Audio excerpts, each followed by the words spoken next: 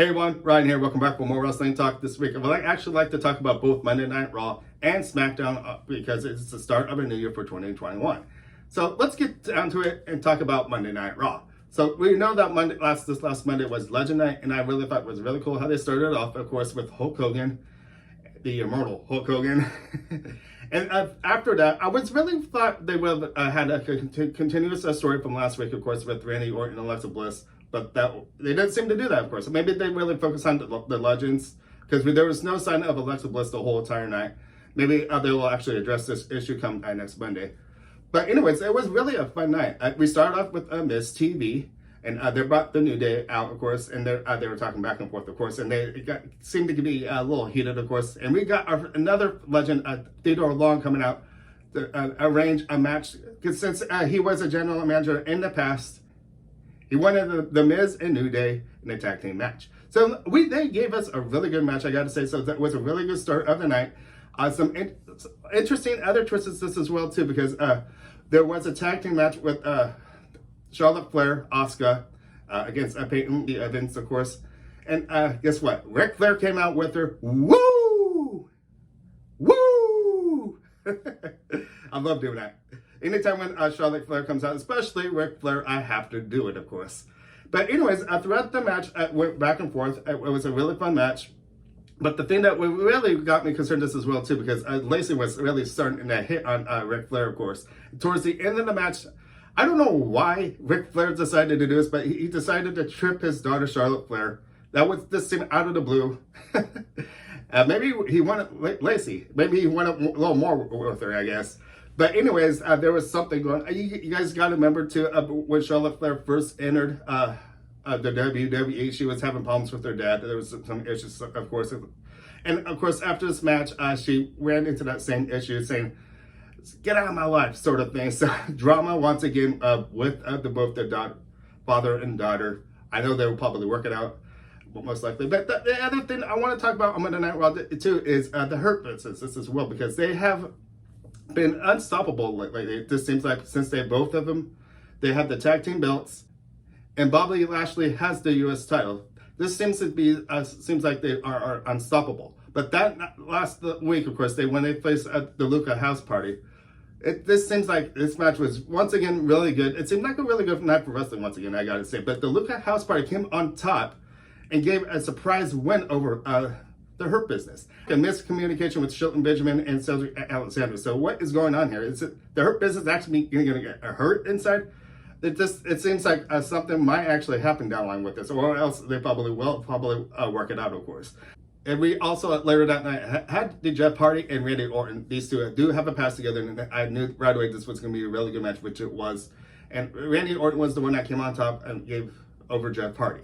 Moving on to our main event on Monday Night Raw, of course, we had Drew McIntyre faces Keith Lee. All the legends came out to ringside, had sat on stage watching this match, of course. This match was outstanding. I got to give credit to both of them, but Keith Lee, holy Toledo, he's a great wrestler. There's multiple times he could have won the match, but he didn't. But Drew McIntyre came on top to win this match, and he's still our champion, of course. So anyways, after this match, of course, there was one particular legend that wasn't quite on the stage watching this match, but he made his appearance, and yes, his name is Goldberg. So Goldberg has returned and wanting to face Drew McIntyre at Royal Rumble. So this is going to be a really, really good match, I got to say. I'd be interested in seeing if Goldberg can actually pull the win over Drew, or if Drew will retain his belt at Royal Rumble. But this is going to be a great match. Goldberg faces Drew McIntyre. So it leaves me an ultimate question for you guys. At the Royal Rumble, who do you think will actually win this match for a prediction of Goldberg or Drew McIntyre? So leave some comments down below. I'd like to hear your comments and reaction to this, of course. And how you actually guys felt about this first Monday Night Raw of the new year, of course. Once again, leave me some comments down below. I'd love to hear from you, WWE Universe. But now I'm going to switch gears over to Friday Night Smackdown.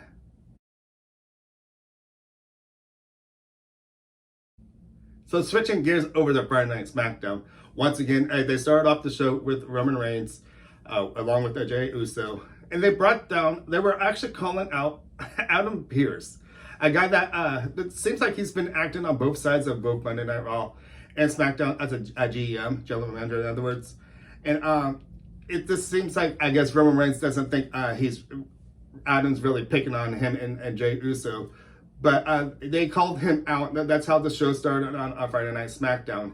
And somehow he got entered into this Gauntlet match later that night, of course. But before I actually get there, I actually want to talk about these other matches. Because it just seems like Friday Night Smackdown delivered strong, I gotta say, for this new year. They gave us really good matches to start off this new year. We got the Big E's championship belt, Intercontinental championship belt against Apollo Crews. And this match was pretty outstanding. It was worked both ways.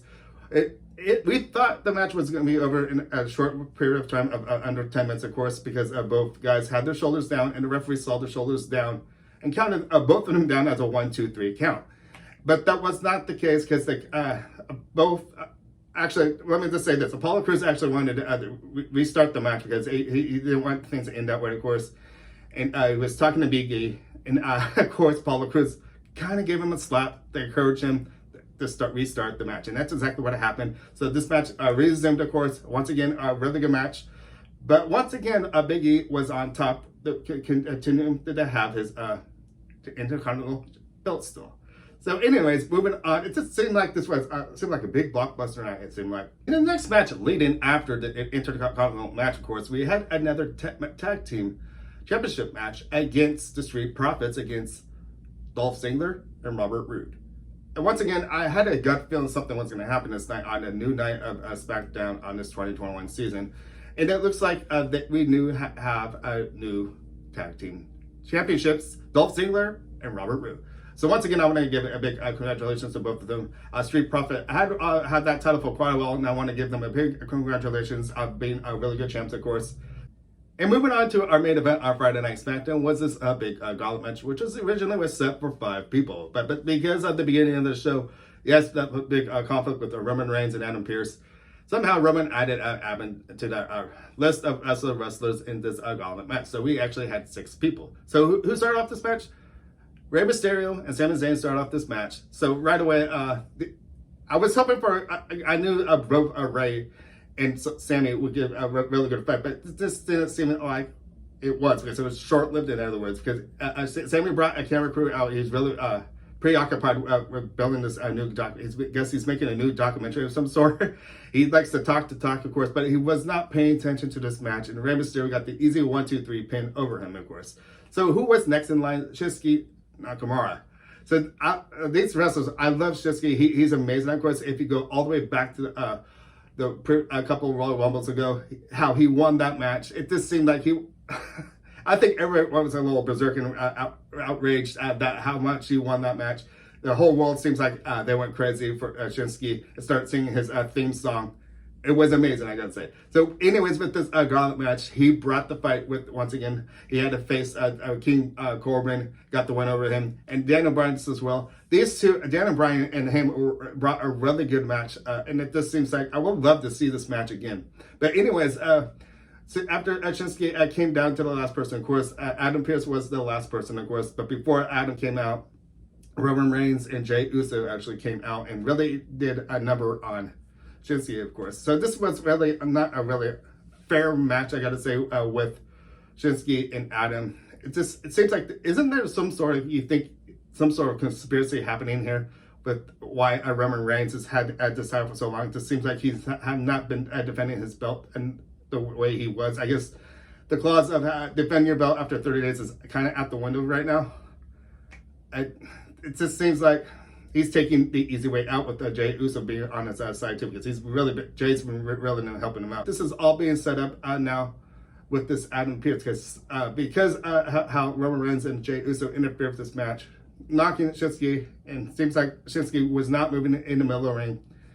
He even knocked out Adam and dragged his body over to Shinsuke for the pin. So Pearce is now our new #1 contender going on to the Royal Rumble and facing Roman Reigns. So let's just say too, Adam's got a little back history too, because he was a wrestler. Even though he's working behind the scenes now with the WWE, it seems like he's acting GM on both Monday Night Raw and SmackDown. And that's another story I could talk about the line too, because I kind of feel like, I know in the past we had our general managers on both shows, but how would you actually feel for having bring those GMs back once again? But going back to this story anyways, now we have our Main event for Royal Rumble, Adam Pearce facing Roman Reigns. Is this going to be a match, you think? So this leaves a comment to you guys out there, for you guys who are watching for the WWE Universe. What do you guys actually feel about the story? Do you think Adam Pearce actually has a chance of winning that title over Roman Reigns? It would be really cool to actually see that, I gotta say, because Adam has not been wrestling for the last 6 years. And once again, if he does, I would actually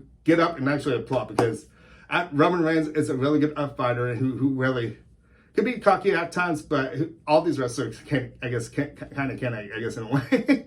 But once again, I would like to hear some comments from you. How do you guys actually feel about the Friday Night Smackdown? Did you like the show, or what? Did you like the way how it ended? And how did you like Monday Night Raw this as well? Both of these shows on the start of the new year, it's been starting off really good, I gotta say. The matches on both shows have been awesome. And it just seems like this last Friday Night Smackdown, it almost seemed like they gave us a big pay-per-view of it, sort of with the Intercontinental belt, tag team belts, and this big gauntlet matches as well. So Friday Night Smackdown lived up to my expectations. A little bit on the legend side, a little bit on Monday, but once again, they didn't address the issue with that big cliffhanger last week. So maybe they might actually address that next week with Alexa Bliss and Randy Orton. So anyways, you can actually tell I can talk on and on about this, but I want to hear comments from you, WWE reviewers. What do you guys actually feel with the both shows? Do you think this is a fresh new start for 2021? I'd love to hear from you guys, okay? I'm going to start wrapping things up. As you can see, I can really talk on and on about this stuff. I've been with the wrestling for 30 plus years, and it's still growing strong, I got to say. I'm looking forward to see what they can actually bring for 2021. But other than that, I want to say my name is Ryan. Thank you for watching. And I'll see you guys next time for more Wrestling Talk. I'll see you guys later. Bye.